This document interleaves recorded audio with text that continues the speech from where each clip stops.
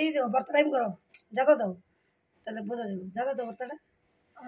এই যে দেখতে পেরেছেন দাদি সকালবেলা উঠে গরুর মাংস খেতে খেতে ত্যক্ত বিতক্ত হয়ে গেছে, এখন সে ভর্তা বানিয়েছে।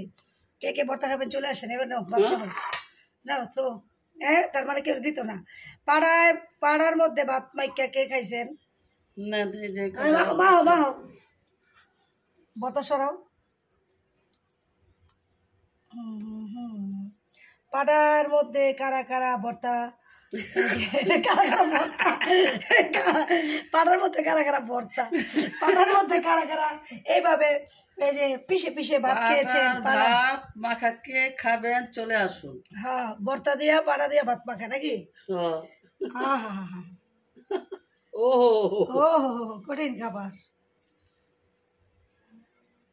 আমার মন মজাইয়া রে প্রাণ মজাইয়া মুর্শিদ নিজের দেশে যাও। পাড়া